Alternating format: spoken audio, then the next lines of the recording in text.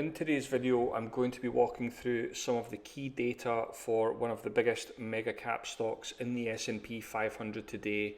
We're talking about Amazon. We're going to take a look at how Jeff Bezos views market dips. We're going to take a look at some of the fundamentals of the Amazon stock and the price levels where we could see buyers step in. Now, like the rest of the market, at the time of recording on Monday, the 20th of June 2022, Amazon is currently down 36% year to date. Stocks have been massively affected by the unwind in technology names over the last 6 months. We can now take a look at the now infamous Economist front cover, and we can see that it was a massive contrarian signal at the time. But when we are looking at how to navigate the current market, I think there's a lot of value to have a look at how Jeff Bezos looks at things. Here he is explaining at the 2018 Economic Club meeting his views on steep stock declines when market crashes take hold and when the panic sets in. Just books. Your stock at one point I think went to $100, but then it went down to $6 or something like that. At the peak of the internet bubble, our stock peaked somewhere around $113. And then after the internet bubble busted open, our stock went down to $6. It went from 113 to 6 in less than a year. So my annual shareholder that year starts with a one-word sentence, and that one-word sentence is the word ouch.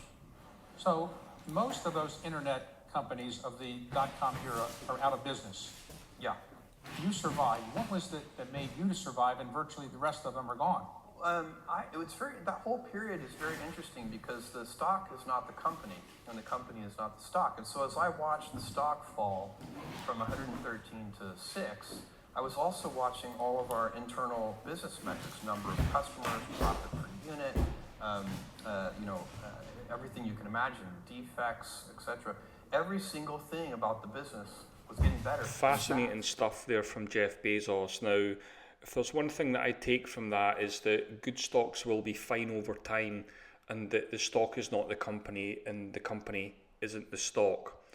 Now, the S&P 500 is currently down 23% year to date. Now, before I get into the Amazon chart, I think it's also worth mentioning that Michael Burry, the guy who inspired The Big Short when he predicted the financial crisis in 2008, is also predicting a car crash of epic proportions, and he's predicting that the market will undercut the lows of the previous crash from 2020, similar to what occurred in 1973 and 2008. Now, here is a chart that I built out using technical analysis, just highlighting visually what he sees. Now, as we can see from the chart, if Burry is correct, we'd be looking at an almighty crash even from the current levels. Now, I have no views on whether he is correct or incorrect. I cannot say with any certainty one way or the other. Nobody can. But what I do know is that there is incredible opportunity for those of you who have managed risk on some of those highly speculative growth names, and for those of you that have cash on hand. I do find that these types of predictions usually never materialize, but the old adage is that history never repeats, but it often rhymes. I think that's something worth remembering. Now, let's take a look at the Amazon price chart. We can see from the Amazon chart that the stock has been moving sideways now for a number of years.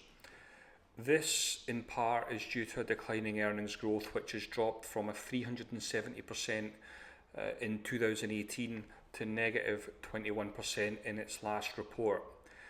In the current environment, expensive stocks with high PE ratios, negative earnings growth, I'm sure everybody has noticed they're all being taken out to the woodshed.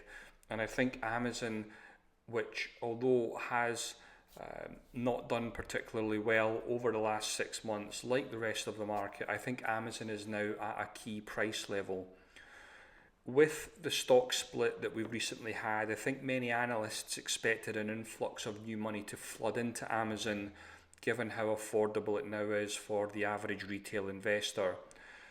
But I do believe that we're in a new world with investors more sophisticated than ever before. And I think those investors are also armed with the right knowledge now. Inflation is, of course, rampant. Consumers just don't have the spare cash lying around like they did 6 months ago. And I think we're potentially going to enter into a recession. We know historically that stocks don't tend to do very well during recessions. So the big question is, if we are going into a recession, how long will that recession last? Now, it's worth pointing out that the markets are also forward looking. So all of the misery that we're currently seeing now and in the future is now being priced into the market today.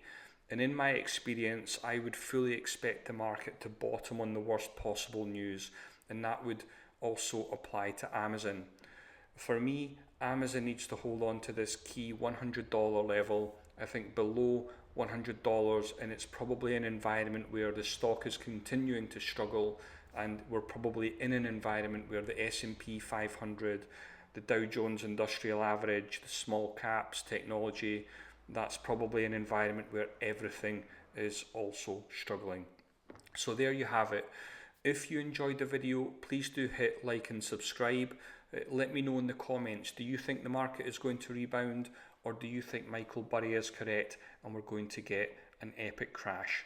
Thanks for watching.